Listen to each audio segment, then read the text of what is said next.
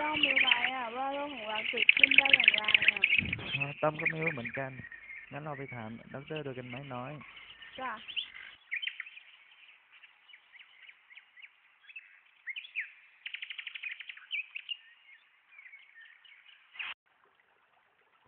เอาต้อมเราบ้านดรอยู่ไกลไหม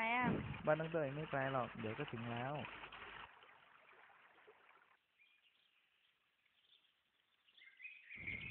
ถึงแล้วนี่ไง บ้านด็อกเตอร์น้องน้อยว้าวสวยจังเลยบ้านดรเนี่ย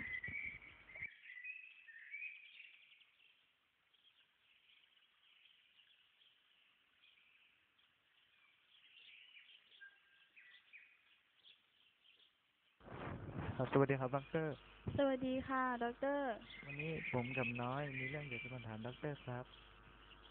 อะไรเหรอจ้าเด็กๆคือว่าวันนี้ผมกับน้อยมีความสงสัยว่าโลกของเราเกิดมาได้อย่างไรอ๋อเดี๋ยวด็อกเตอร์จะอธิบายให้ฟังนะเด็ก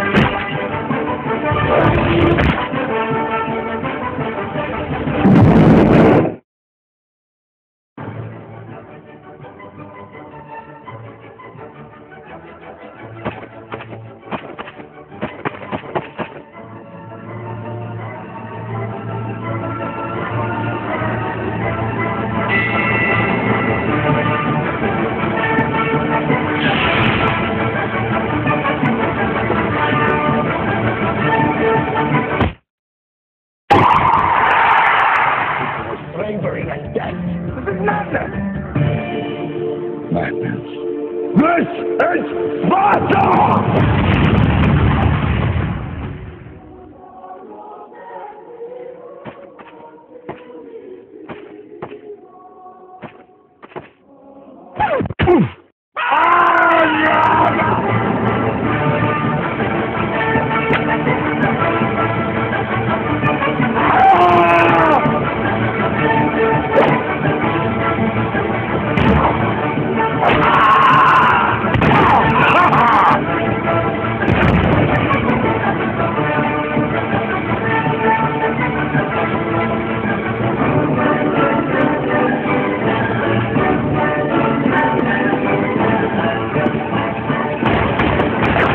Incoming!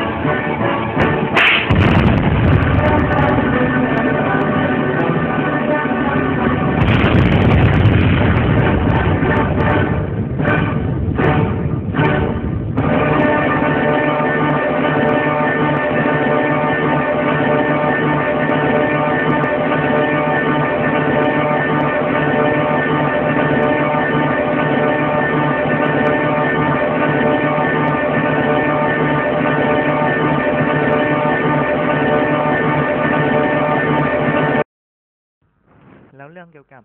ภาวะโลกร้อนล่ะครับด็อกเตอร์อ๋อเรื่องเกี่ยวกับภาวะโลกร้อนเหรอเป็นอย่างนี้จ้ะ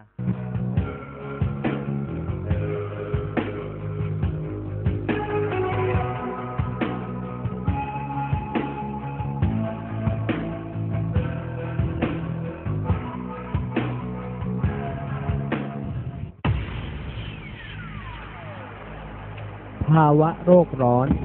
มีต้นเหตุจากการที่มนุษย์ได้เพิ่มปริมาณก๊าซคาร์บอนไดออกไซด์จากการเผาไหม้เชื้อเพลิงต่างๆทั้งในการขนส่งและกระบวนการผลิตในโรงงานอุตสาหกรรมอย่างไม่หยุดยั้งและเกินพอดี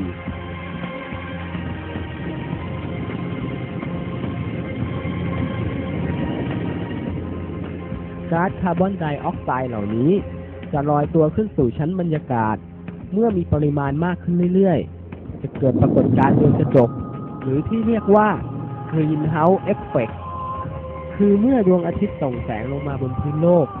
คาร์บอนไดออกไซด์จะกักเก็บความร้อนมาให้สะท้อนกลับสู่ชั้นบรรยากาศจนเกินพอดี เกิดเป็นภาวะโลกร้อน ส่งผลให้เกิดภัยพิบัติต่างๆทางธรรมชาติ และเป็นบทเรียนสำคัญให้กับมนุษย์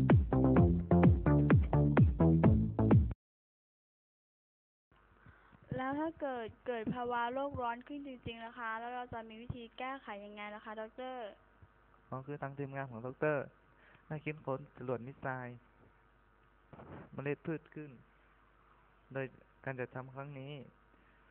เมื่อแคปซูลเมล็ดพืชตกไปบนพื้น ก็จะเกิดเป็นต้นพืชขึ้น และแคปซูลก็จะสลายไปเมื่อมีแสงแดดมา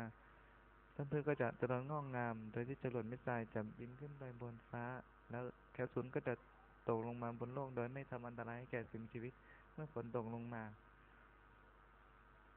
แคปซูลก็จะสลายไปแล้วต้นพืชก็จะเจริญงอกงามขึ้นมาทำให้โลกของเราสีเขียวขึ้นเหมือนดังเดิมไงจ๊ะเด็กๆแล้วเด็กๆก็อย่าลืมช่วยรักษาธรรมชาติด้วยล่ะเพื่อให้โลกของเราคงอย่างนี้ต่อไป